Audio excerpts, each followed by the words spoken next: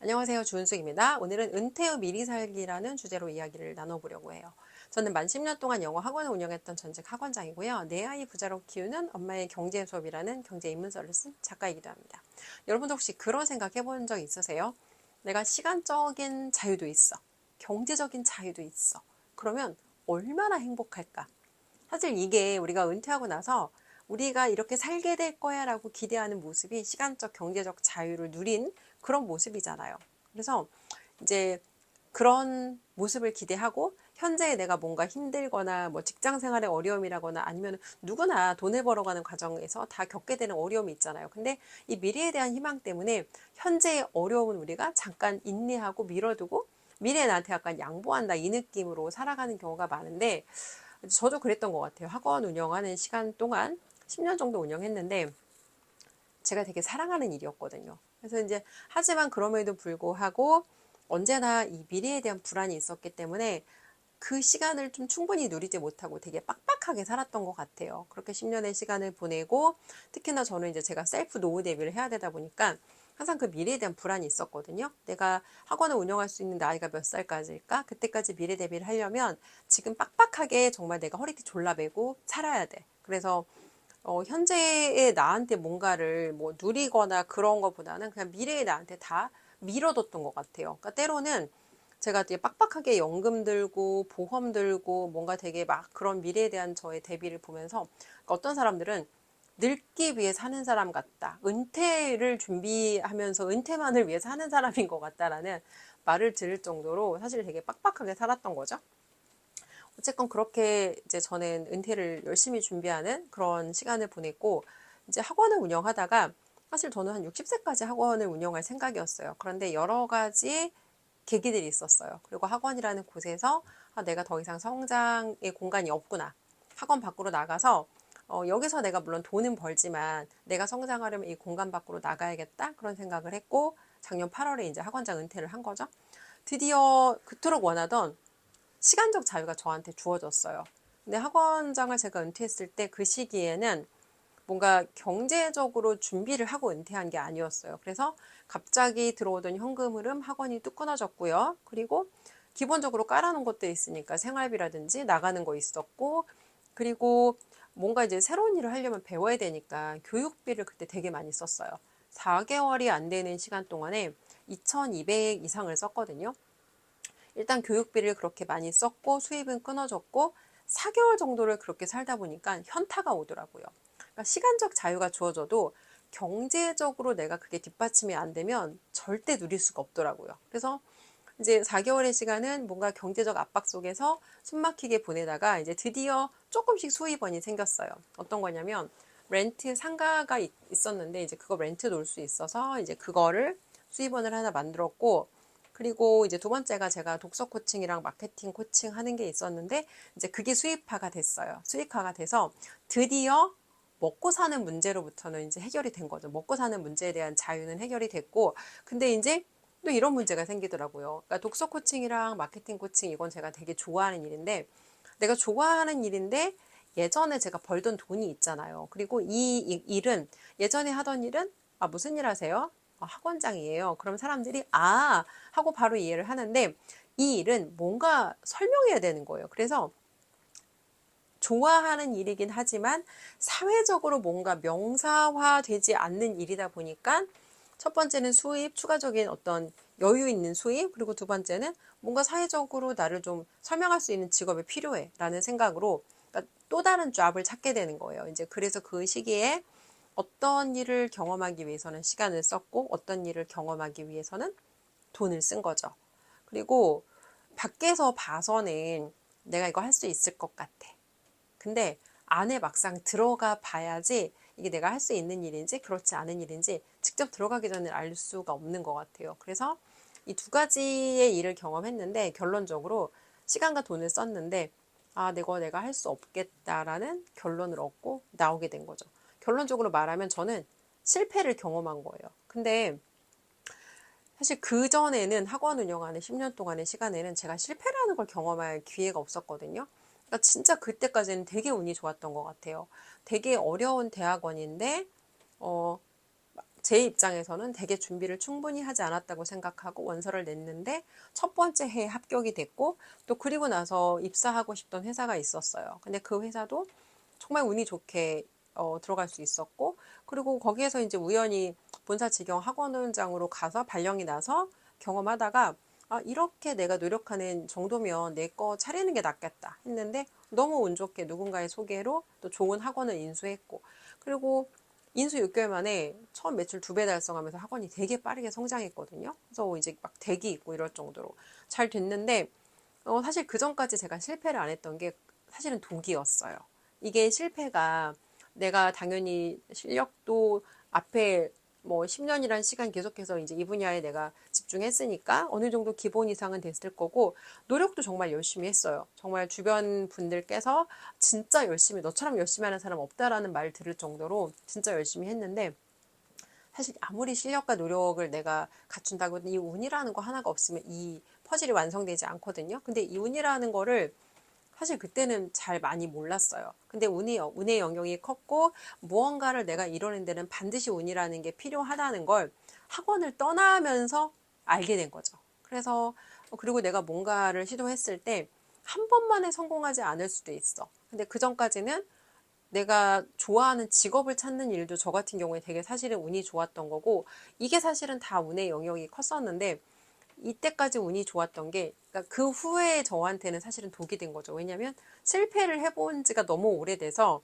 이 경험을 제가 편안하게 바라볼 수가 없더라고요. 그래서 아무리 내가 생각으로 괜찮아 경험을 얻었잖아 라고 말을 해도 실제 제 마음에서는 그 상태가 괜찮지가 않은 거예요. 그래서 어떤 문제가 있었냐면 처음에 시간의 여유가 있을 때는 이제 돈의 여유가 없으니까 누리지 못하고 두 번째는 뭔가 내가 경험을 했는데 내가 생각하는 것만큼 내가 생각하는 것만큼 내가 뭔가를 시도했는데 원하는 결과를 못 얻으니까 이 뭐라고 할까 이 돈 벌지 않는 시간의 나를 제가 되게 소중하게 바라보지 못하더라고요. 이게 어떤 얘기냐면 사람이 자존감이라고 하는 게 내가 잘 나갈 때 나를 인정하는 거 너무 누구나 이건 할 수 있잖아요. 근데 실패했을 때 나를 어떻게 바라보는가가 사실은 그 사람이 어떤 자존감이 건강한가 그렇지 않은가인데 제가 뭔가 했을 때 성과 내지 않는 순간에 저를 잘 너그럽게 바라보지 못하더라고요. 그래서 이거에 대해서 계속 제가 자꾸 빠져드는 거예요. 이 상황과 어떤 이 나의 현재 상태에 대해서.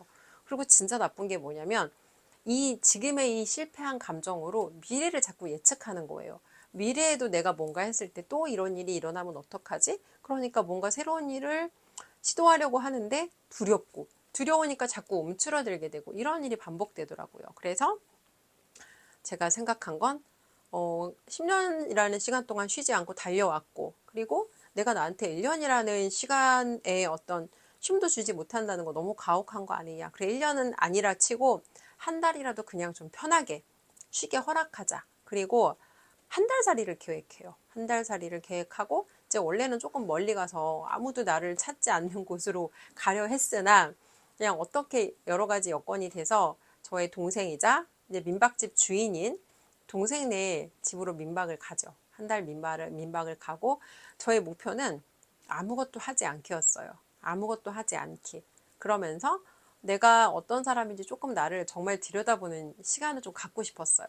그래서 이제 그런 시간을 가지려고 생각하고 갔고 그 민박집에 가서 처음에 동생이 밥을 차려주는데 이렇게 차려주는 밥 두 끼를 먹는 게 제가 하는 일이 거의 대부분이었어요. 근데 그렇게 시간을 조금 보내다 보니까 뭔가 나는 너무 아무것도 안 하는 것 같고 좀 미안하더라고요. 그래서 그 집에 큰 개들이 2마리 있거든요.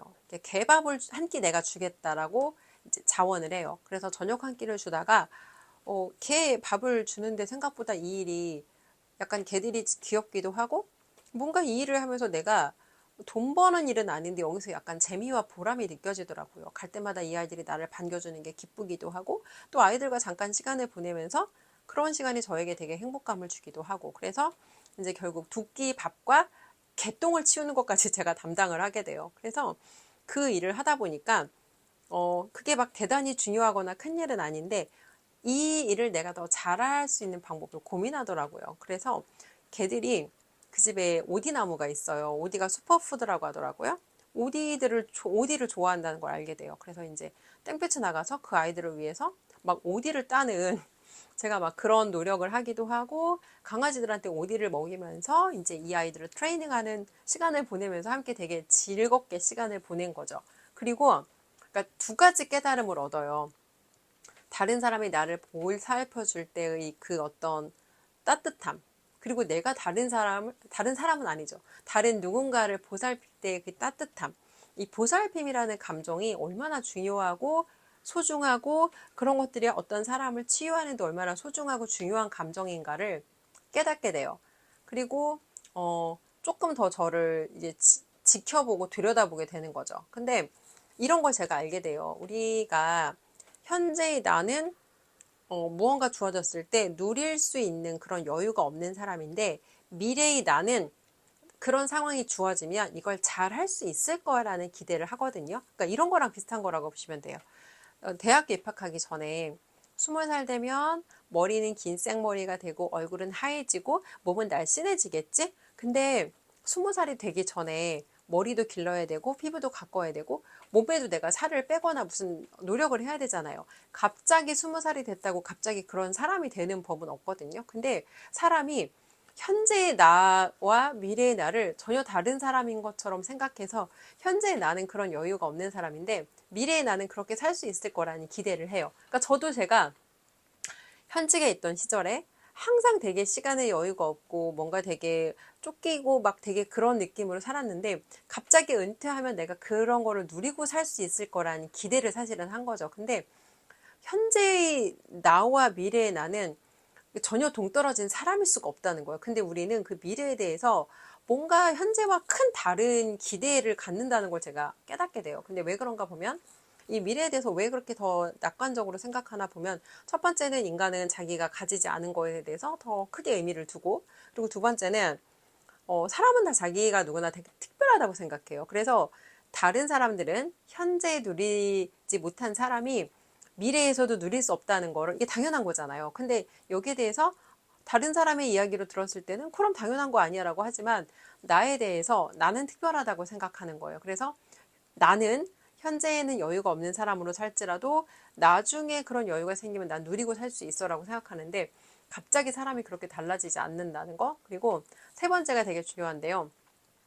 이 시간적인 여유가 생겼을 때 이거를 잘 누리는 일이 생각보다 되게 어려워요. 인간은 뭔가 그 어떤 시간의 공간이나 물리적인 공간이 생기면 거기에 뭔가 엉뚱한 걸로 그 자리를 자꾸 채우려고 하는 그런 면이 있거든요. 그래서 내가 진짜 중요하게 생각하고 정말 나한테 소중한 게 무엇인지를 본인이 명확하게 알지 않으면 엉뚱한 것들이 그 자리를 와서 채울 수가 있어요. 그래서 평소에 내가 은퇴하고 잘 살아야겠다라는 그런 생각이 있는 사람은 평소에 매일의 자신의 삶을 들여다보고 매일의 자신의 삶을 잘 가꾸는 게 되게 중요하다는 걸 깨닫게 돼요. 그리고 이제 이거 되게 중요한데요.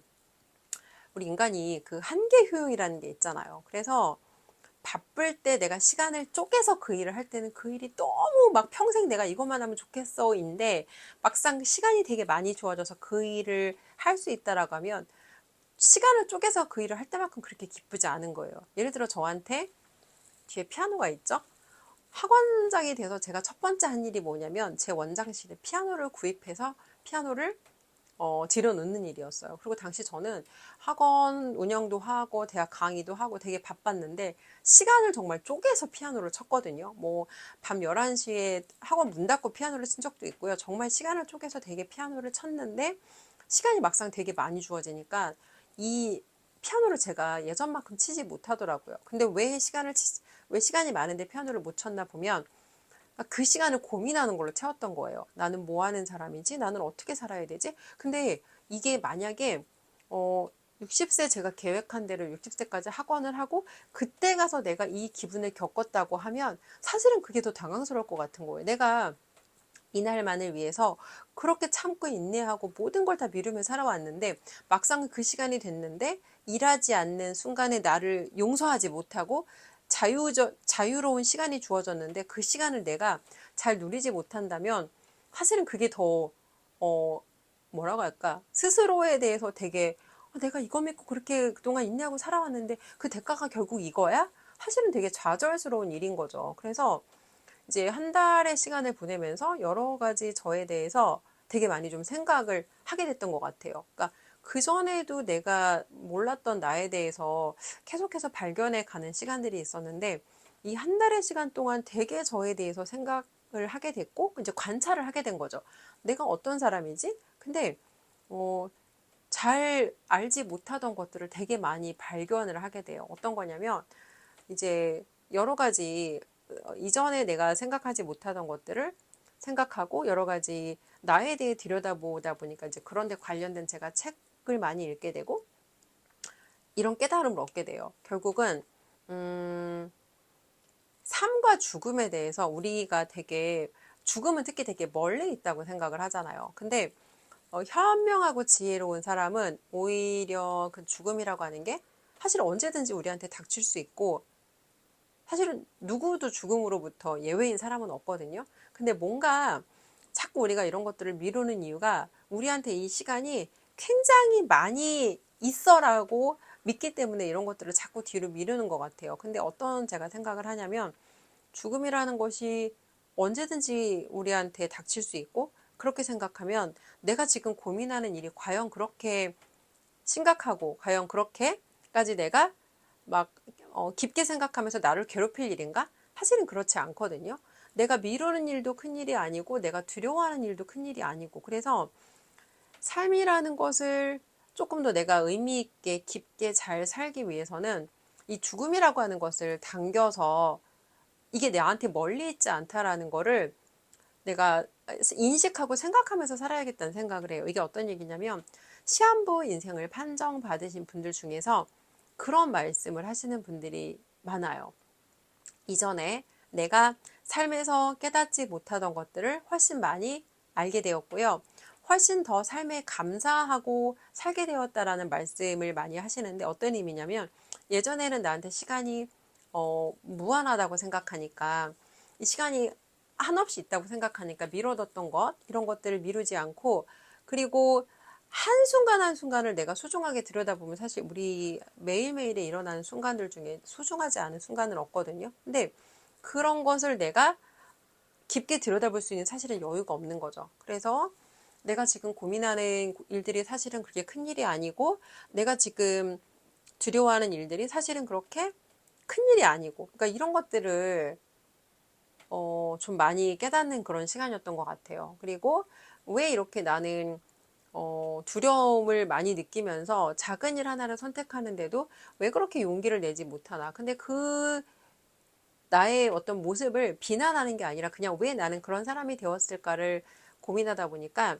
저한테도 그런 이유가 있더라고요. 여러 가지 혼자 결정하고 내가 나를 책임져야 되는 상황에서 절대 망하면 안 돼. 근데 망하지 않으려면 안전한 선택을 해야 되고 틀리지 않는 선택을 해야 되고 근데 그러다 보니까 새로운 영역을 확장하지 못하고 새로운 무언가를 경험하지 못하고 근데 새로운 거를 경험하지 않고 자꾸 안전하고 익숙한 것만 경험하다 보니까 제가 되게 생각보다 두려움도 많았고 생각보다 뭔가를 결정하는데 자꾸 굉장히 보수적인 그런 안 틀리는 결정만을 하려고 하더라고요. 근데 그렇게 10년이라는 시간을 살다 보니까 그런 것들이 저의 정체성의 한 부분으로 크게 굳어졌던 것 같아요. 그래서 저를 많이 발견하는 시간이었어요.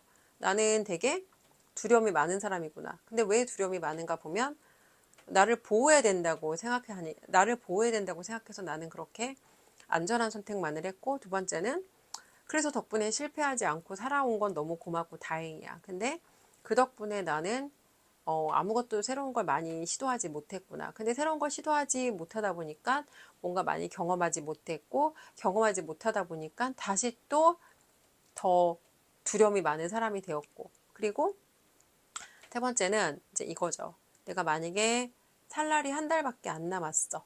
그러면 그래도 이렇게 되게 너만의 세계에 갇혀서 되게 안전한 것이 마치 너의 인생의 삶의 목표인 것처럼 살아갈래? 근데 만약에 정말 저한테 남은 시간이 그렇게 길지 않다면 제가 경험하지 못했던 거에 대한 아쉬움이 훨씬 클 것 같아요. 물론 제가 앞으로도 경험하는 게 다 옳다, 성공한다, 잘 될 거다라는 보장은 없어요. 근데 적어도 틀릴지라도 경험을 한 것과 도전을 하기 위해 용기를 낸 것과 안전하게 나를 보호하는 나 두 가지 중에 놓고 본다면 용기를 내서 틀린 저를 더 잘했다라고 말해주고 싶을 것 같아요. 그래서 은퇴하고 제가 살았을 때 은퇴하고 이제 이렇게 살 거야라고 기대했던 저의 모습과 실제로 제가 은퇴 후의 삶을 미리 당겨서 살아본 삶이 너무 달랐고, 근데 왜 내가 기대했던 삶과 실제 그 삶을 살아본 게 다른가 보면은 갑자기 그런 자유와 여유를 누릴 수 있는 삶이라는 건 누가 주지 않는다는 거. 내가 그것도 사실은 연습하고 내가 노력하고 만들고 경험하지 않으면 갑자기 내가 그런 걸 누릴 수 있는 사람이 될 수는 없더라는 거예요. 그래서 여러분들도 아마 이 영상을 보시는 분들께서도 은퇴하고 나서 내가 뭔가 나한테 찬란한 핑크빛이 펼쳐지지 않을까라는 거를 다 우리가 사실은 기대하고 바래요. 근데 갑자기 그런 일은 펼쳐지지 않는다는 거. 그리고 나이가 먹는다는 거에 대해서 우리가 안전한 선택만을 하게 되는 가능성이 높거든요. 왜냐하면 틀렸을 때 그로 인해서 얻게 되는 데미지가 너무 크니까. 근데 결국 인생이라는 걸 우리가 살아있다라는 것의 정의는 무언가를 계속해서 도전하고 배우고 그러면서 그 안에서 성장하는 삶이 살아있다라는 건 성장한다라는 의미인 것 같아요. 왜 그런가 보면은 사람은 이 돈만으로 다 채워지지 않거든요. 하버드대에서 이제 굉장히 오랫동안 했던 연구에 의하면 일정 수준 이상의 소득을 얻게 되면은 돈으로 인해서 얻어지는 행복의 차이는 없다고 해요. 그게 우리나라 돈으로 한 10억 정도인 것 같아요. 연봉 한 10억 정도 이상이 되면 돈으로 인해서 행복감이 더 깊어지거나 돈으로 인해서 그 사람의 삶의 만족도가 더 올라가지는 않는다고 해요. 그래서 결국 인간이 돈으로 인해서 얻을 수 있는 한계가 있음에도 불구하고 그럼에도 불구하고 계속해서 돈을 버는 사람들은 뭔가 이유가 있을 거잖아요. 왜 그런 활동을 계속 하는가 보면 그 사람들은 이 돈이라는 숫자의 목표가 아니라 다른 사람을 도움으로써 다른 사람이 잘 되도록 그 사람의 성장을 도와줌으로써 인간이 느낄 수 있는 어떤 끝점의 행복이 인간의 그 매슬로우의 욕구 5단계가 있잖아요. 근데 마지막에 밝혀진 이제 그 단계들이 있다고 하는데 그게 타인의 성장을 도움으로써 뭔가 나라는 사람이 가치를 느끼는 거. 거기에서 인간이 정말 가장 깊은 보람과 만족, 의미를 느낀다고 해요. 그래서 누군가의 성장을 도와서 그 사람이 잘 되도록 도우면서 그로 인해서 얻어지는 것이 돈이기 때문에 끝점의 부자들을 보면 이걸 알고, 그러니까 이런 내가 의미 있는 일을 하지 않으면 사람은 무언가를 계속 찾게 되거든요. 그래서 이걸 하지 않으면 내가 엉뚱한 무언가에 빠질 수도 있어. 예를 들어 그게 누구한테는 뭐 술일 수도 있고 누군가한테는 마약일 수도 있고 누군가한테는 뭐 이성일 수도 있고 뭔가의 사람은 계속해서 자기를 채워줄 무언가를 본능적으로 찾거든요. 그래서 현명한 부자들은 이걸 다 알고 있는 것 같아요. 그래서 많은 돈을 이미 벌었음에도 불구하고 더 이상 돈이 필요하지 않음에도 불구하고 자신이 진짜 삶을 잘 사는 방법이 이거라는 걸 알기 때문에 이제 그런 삶을 살아가지 않나. 그래서 일단 결론적으로 제가 여러분들한테 말씀을 드리고 싶은 건 은퇴 후에 잘 살려면 지금부터 그 잘 사는 연습을 하셔야 돼요. 그리고 내가 어떤 사람이고 내가 언제 행복하고 근데 행복이라는 게 이제 이렇게 나뉠 수 있거든요. 우리한테 순간의 만족감과 어떤 쾌락의 행복이 있고 미덕의 행복이 있다고 해요. 미덕의 행복이라는 건 앞에서 말한 것처럼 다른 사람들을 돕는다거나 뭔가 의미 있는 일을 한다거나 근데 이 쾌락의 행복을 얻음으로써 미덕이 오는 경우는 없지만 이 미덕의 행복을 우리가 추구함으로써 쾌락의 느낌은 얻을 수 있다는 거죠. 근데 어떤 게 더 진짜 깊은 의미의 행복인가 보면은 결국 우리가 인간이라고 하는 존재는 자기가 하는 일을 통해서 의미와 보람을 느낄 때 진짜 깊은 행복을 느낀다는 거. 예를 들어 여러분이 물건을 사서 얻는 행복과 자녀를 돌봄으로써 얻을 수 있는 행복. 똑같은 이름의 행복이지만 사실 이 행복의 어떤 깊이가 다르잖아요. 이것처럼 인간이 인간으로서 인간답게 살아가는 삶. 그것이 충족될 때 진짜 행복이라는 말씀 마지막으로 드리고 싶습니다. 그래서 여러분들께서도 뭐 경제적으로 미래를 대비하는 건 필요하지만 내가 오늘 누릴 수 있는 기쁨, 보람, 행복 이런 거는 미래로 미루지 마시고 그런 것들을 그냥 매 순간 누리고 표현하고 또 삶에서 우리가 감사한 것들 많이 있잖아요. 그런 것들에 대해서 언젠가 내가라는 걸로 밀어두지 마시고 그런 것들을 그냥 매일매일 느끼고 표현하시면서 그렇게 살아가셨으면 좋겠어요. 갑자기 주어지는 핑크빛 은퇴 후는 없습니다. 이게 제가 은퇴 후 미리 살기를 10개월 경험하고 나서 내린 결론입니다. 영상 보시는 분들께서도 이제 내가 어떤 노후를 보내야 될지 그런 부분에 대한 고민들을 하실 텐데, 잘 사는 노후를 원하시면 오늘 하루하루를 잘 사는 삶을 만들어 가시라는 말씀 드리고 싶어요. 네, 오늘 영상 여기까지 진행하고 저는 다음 영상에서 다시 찾아뵙도록 하겠습니다.